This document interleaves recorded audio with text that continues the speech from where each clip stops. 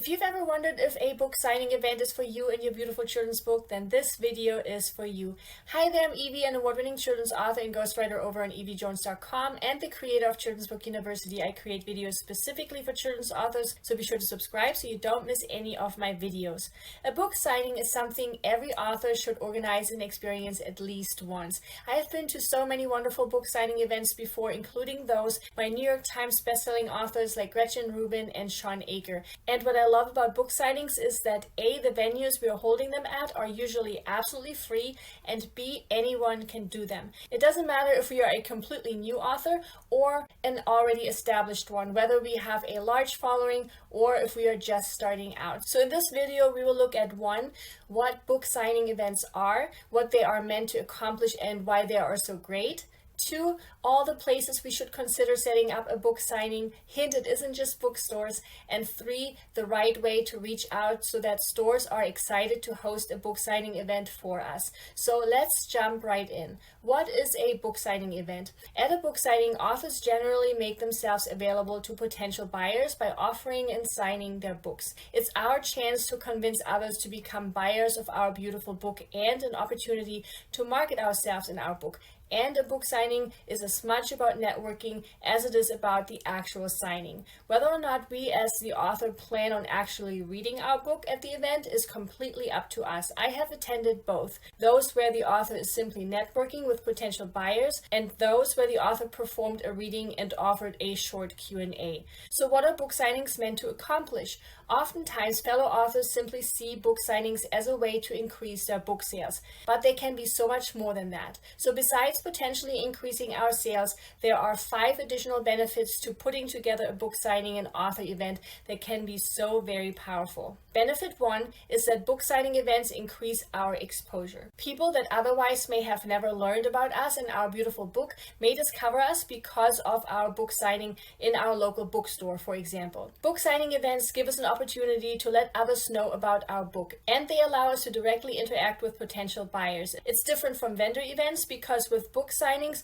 we are usually the only one there, meaning we don't really have to compete with any other vendors for a customer's attention, and that's huge. Benefit 2 is that because of our increased exposure, we may also grow our following on social media whenever we are offering a book signing. Live events like a book signing also provide us with an opportunity to take lots and lots of pictures and videos that we can then use for our promotional materials and that we can share on social media to get more people curious about our precious book. Benefit 3 is that a book signing may grow our email list because we can use these types of events as an opportunity to collect email addresses from people that are attending. If you haven't had a chance to watch my vendor event video just yet, I will go ahead and add the link to the description below in which I share how to do just that. Benefit 4 is that a book signing provides us with a fantastic opportunity to practice for future vendor events and even school visits. Vendor events are usually something we will have to pay for in order to attend and get a table or a booth. So the pressure at an author signing is usually much lower since there are generally no such fees involved. And book signing events are usually a lot smaller and much more manageable than a school visit. So if we are just starting out, this is such a wonderful way to begin putting ourselves and our precious book out there. And benefit 5 of book signing events is that besides helping us network with potential readers, they also provide us with a perfect opportunity to network with the store owners and venue providers. And this can be very beneficial because the store or venue owner may get really interested in carrying our book, especially if they see that the event went really well. In fact, this should be one of our main objectives to us, the author, to really get to know the venue owner, because that's something we can benefit from for years to come. Now let's look at the places we should consider for our book signing. The place that usually comes to mind first is of course a bookstore. But don't stop there. In my video on how to get our books into bookstores, I mentioned that while selling our books in bookstores is wonderful, it's important to think beyond the bookstore. And this holds true for our book signings and book events events as well. So for example, if our children's book is about a pet, perhaps we could reach out to our local pet shop. Or if our story involves food or a special dish, maybe we could approach a gourmet food shop. We could even approach toy stores to see if they would be interested in a book signing. Another place we can approach is our local library. Libraries are fantastic venues for book readings and book signings, especially for us children's authors. And that's because parents, especially of younger kids, love coming to libraries for their weekly story time. So for us children's authors, there's always a weekly set time during which a large group of kids are guaranteed to come to the library. An additional bonus of holding our book signing there is that libraries will often use the local Chamber of Commerce's website and contacts to publicize this event.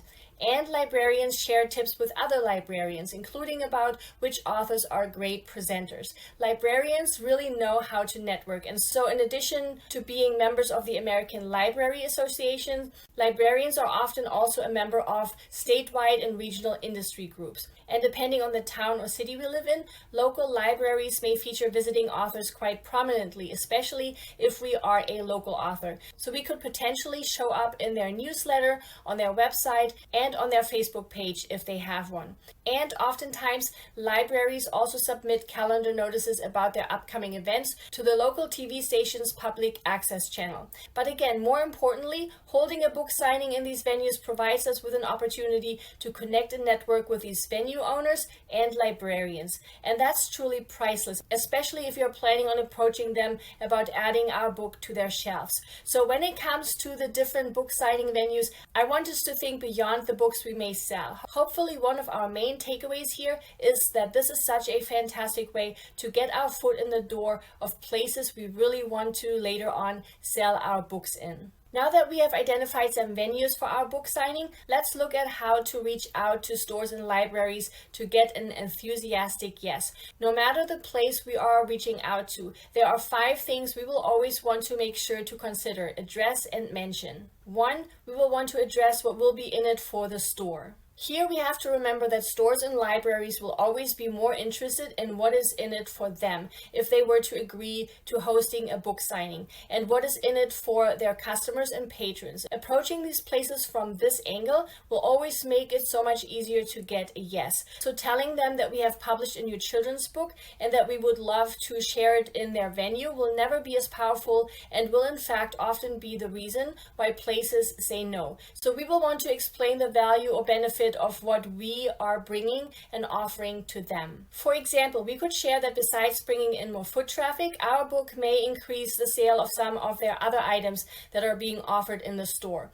If, for example, we write a children's book about a little girl that prepares for a new pet, we could approach our local pet store, letting them know that our book also features all the items a new pet owner would need, like dog food, a dog dish, and a cozy dog bed, all of which could inspire readers to make those purchases in the store. Or if our children's book is about a little boy who discovers his love to paint, we could approach an art supply store, letting them know that our story features a number of art supplies that again are available in that store. 2, we really want to lean into the foot traffic I just mentioned. Foot traffic is so very important to every store, and because gaining more customers is such a big and important selling point, mentioning this during our outreach can be really powerful. So this is one of the biggest ninja tips in this video. The mistake many first-time authors are often making is that they expect the store to be the traffic generator. But if we want to receive an enthusiastic yes from the store owner, and if we want to make our book signing a success, then this should be a combined effort. So we will want to do our part by bringing our own people in, by inviting friends and family to come by and visit the event, by creating and distributing flyers, by reaching out to local newspapers and local news stations, and by sharing the event in local Facebook groups. These groups could simply be local mom groups or local play groups and library groups, and even topic-specific groups like dog clubs, associations, and organizations. Again, the more we as the author are willing to do in order to generate traffic, the more successful our event will be and the easier it will be to get this yes from the store owner. So whatever our marketing plan might be to promote our book signing is something that we will want to mention during our outreach. 3, we will want to make our outreach as personal as possible. And that's important because we will want to let them know that we have done our homework and that we are familiar with the store. So for example, if the store has been owned by one and the same family for generations, we want to weave that into our outreach message. Or if the store has won a local award or has been covered in a local newspaper or magazine recently, we again want to make this part of our message. If we frequently go to the store, or if we visit this particular bookstore often, or if we are regular patrons of a library, we will also want to make sure to let them know, because that's truly one of the best ways to get someone's attention and to really show that we know what they are all about. All it takes is just 10 minutes of our time and a little bit of Googling, and it will make such a big difference if we tailor each outreach to each individual store we are approaching. Because if we take one and the same message and simply swap out the name and salutation line, people will be able to tell. 4, we will want to be able to describe our book in as little as one single paragraph, or in 10 to 15 seconds if we do so verbally. Here, my elevator pitch video I created not too long ago will help us do just that, so I made sure to share it in the description below. The primary goal here of our short pitch is to really hook the person and get them curious about our book so that they want to learn more. So before reaching out, we have to be clear on how we can sum up our book in just 10 to 15 seconds in a really interesting, intriguing, and concise way. So make sure you check out my separate video to help you with just that. And 5, we may want to mention any relevant expertise we may hold.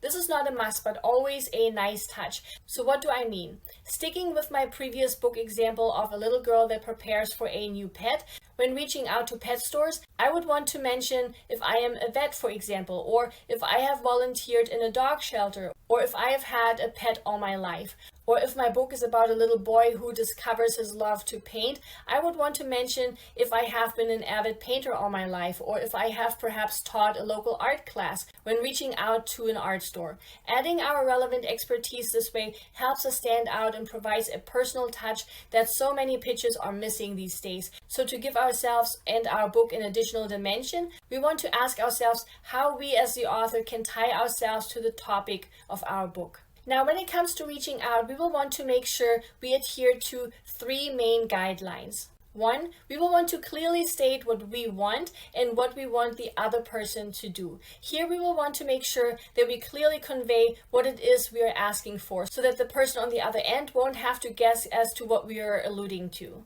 And we will also want to make sure to clearly state what we want them to do next. For example, do we want them to reach out and schedule a phone or Zoom call, or do we want them to set up an in-person meeting or simply reply via email? 2, we will want to make sure to provide our contact information. If, for example, we want the store to contact us via phone, we will want to make sure we are sharing our phone number with them. If we are reaching out via email, we will want to make sure we are using an email signature that includes our name, our phone number, and a link to our website if we have one. I receive hundreds of emails from fellow children's authors each week, and it's really just a handful who set themselves apart by including such an email signature that makes it so easy to look them up and to learn more about them. If you don't have an email signature just yet, I made sure to share my separate video on just that in the description below. It's such a simple thing to do, and we can never give too many details about how to contact us. We don't ever want to make others work hard to find us, because most simply won't bother. And if we are reaching out in person, then we may want to consider having a business card handy, and that we put together what is called a one-sheet that shares all the information in a really handy, concise way. Again, I've got your back, and I've added the links to my separate videos on business cards and on one-sheets for you in the description below. And 3, we will want to make sure to keep our outreach short and sweet. We will want to limit our email pitch to just a few short paragraphs. Anything longer than that, and the recipient may not even bother to read it, at least not in its entirety. And if our email won't get read, we won't receive a reply. So let's look at an actual example. Let's say we want to reach out to a potential book signing venue that is within a 20 or 25 mile radius. It would be best here to simply visit in person. So armed with a copy of our book, our prepared one sheet, and a couple of business cards, we could simply walk into one of our identified stores and ask to speak with the manager. So let's say I have written a book about a little girl that prepares for a new puppy. If I'm really strategic about the timing, I would plan to reach out to the pet store a few weeks before the month of May, because May is the National Pet Month that is meant to recognize the benefits that pets bring to our lives. It's often during this month that many host events that promote responsible pet ownership. So that would be the perfect timing. And that's one of my biggest ninja tips right here, to pay attention to and take advantage of the timing. For example, if our book's topic aligns with a season, then this might be a wonderful thing to schedule our book signing around. So if our children's book is about Santa Claus, for example, or a snowman, then we would want to suggest a book signing around the Christmas holidays. And I don't just mean annual seasons. If, for example, our book is about the first day of preschool, then we may want to schedule our book signing around the beginning of school. Or if our precious book is about a military family, then scheduling a book signing in April would be a wonderful idea, since this is the month we celebrate the military child. So again, let's say I have written a book about a little girl that prepares for a new puppy. We could approach the manager of the pet store by saying something like this.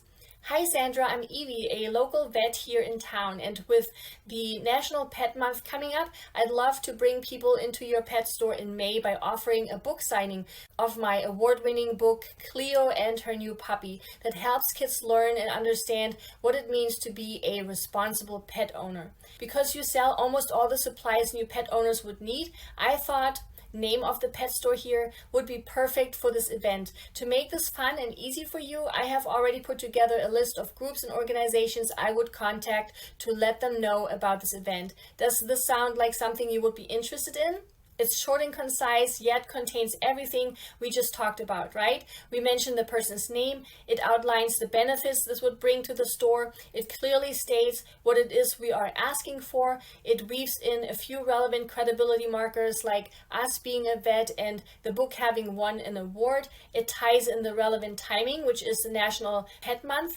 It provides a really quick summary of the book, and we are letting them know that we know about the importance of promoting events like this and how we are planning to help promote it. So again, by planning our outreach in a thoughtful way that truly considers all the involved parties, this will make it so incredibly easy to say yes to. So instead of going out and asking store owners for a favor, we are actually sharing something with them that everyone can benefit from. Now, if you're an introvert like me and you'd rather reach out via email, you can absolutely do so as well. To do so, we can find out the manager's name and contact information and then contact them that way. And to make it as easy as possible for you, I will go ahead and put together a template for you that you can use in your email. Hopefully by the time you watch this video, I've been able to add this resource to the description below. If not, please check back later so that I can support you even further with this. When it comes to book signing, I wanted to share 3 more ninja tips of mine that have really helped me so much over the years. One is to remember to be thankful and to express our gratitude. 99% of authors do not do this, so go the extra mile because it's never crowded there. Whether it's with a gift basket, a kind handwritten note, or a small box of chocolate, make sure to thank a store owner and the staff for helping you. And we also want to make sure to reach out to our friends and family that have taken the time out of their busy day to come and show up at our event. And 2 is to not be disappointed no matter the outcome. No matter how many people have showed up or didn't show up, and no matter the number of books that we have sold or didn't sell, no matter the outcome, each single event is a growth opportunity where we learn what worked and what didn't work, what went well and what we can improve. That's all. If we are just starting out, we may only sell 3 books, but that's 3 books more than we sold yesterday. So simply see each experience as a stepping stone on our way to helping your beautiful book succeed. I really hope you give book signing events a go. Book signings are especially great if stores are at first a bit reluctant to carry our book. Perhaps after a book signing event, they are more open to offer our book on consignment. The same holds true for libraries. If libraries have been reluctant to add our book to their shelves, they may just change their mind once they have gotten to know us and our book after such a book signing event. So an event like this makes putting our foot in the door so much easier. Again, I wanted to create a resource that will help us with this initial outreach so we can get a strong and eager yes whenever we approach a store owner and our local library. Hopefully by the time you watch this video, I have been able to add this resource to the description below that will also include a list of fun book signing ideas and a few other script templates we can use to reach out, including libraries. And if you don't see it added to the description just yet, please simply check back later. I hope you found this video really helpful and that it encouraged you to give book signing a try. Please give this video a thumbs up and subscribe if you haven't yet. It really encourages me to keep making free videos for you just like this one. Here's to putting ourselves out there one event at a time. Bye!